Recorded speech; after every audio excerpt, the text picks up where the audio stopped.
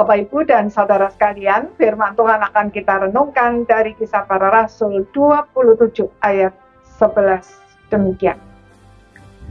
Tetapi perwira itu lebih percaya kepada jurumudi dan nakoda daripada kepada perkataan Paulus. Saudara-saudara sekalian, setelah permohonan untuk naik banding disetujui, Paulus dan beberapa tahanan lain diserahkan kepada seorang perwira yang bernama Julius dari batalion Kaisar untuk dibawa ke Roma. Satu-satunya alat transportasi yang ada pada waktu itu adalah kapal layar, yang untuk mengemudikannya sangat dipengaruhi oleh angin. Cuaca buruk disertai angin sakal membuat perjalanan mereka menjadi sulit dan lambat, sehingga ketika mereka sampai di pelabuhan indah, sudah mendekati musim dingin. Untuk melanjutkan perjalanan menjelang musim dingin, amatlah berbahaya. Itulah sebabnya Paulus mengingatkan agar mereka berlabuh dulu sampai musim dingin itu berakhir, baru kemudian melanjutkan perjalanan.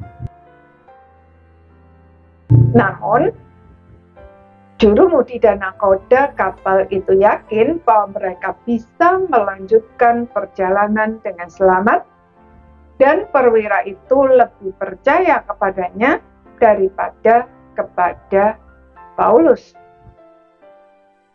Memang secara logika, jurumudi dan nakoda itu lebih bisa dipercaya, karena dia sudah berpengalaman mengemudikan kapal. Sedangkan Paulus belum pernah memegang kemudi. Kebanyakan dari rombongan itu juga setuju untuk terus berlayar, sebab pelabuhan indah tidak cocok untuk ditinggali pada musim dingin. Lebih baik berlayar ke kota Phoenix yang lebih nyaman. Selain tidak jauh, ketika mereka berangkat, cuaca dalam keadaan baik dan angin bertiup sepoi-sepoi. Namun, tidak berapa lama setelah mereka berangkat, apa yang dikatakan Paulus terjadi.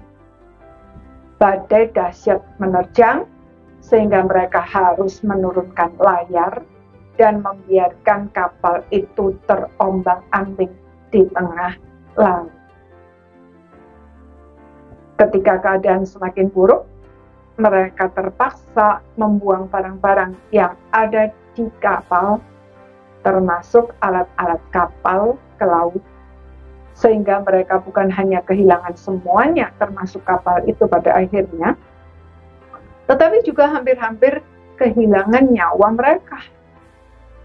Saudara, lebih mendengarkan orang yang kita anggap berkompeten dan berpengalaman di bidangnya daripada orang yang kita anggap bukan siapa-siapa, apalagi seorang narapidana seperti Paulus pada saat itu, nampaknya masuk akal. Tetapi jangan lupa bahwa terkadang Tuhan berbicara melalui orang-orang sederhana yang bagi kita tidak masuk hitungan.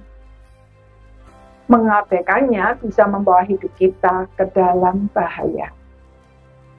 Karena itu, mari kita belajar untuk menghargai dan mendengarkan siapa saja yang berusaha menasihati kita.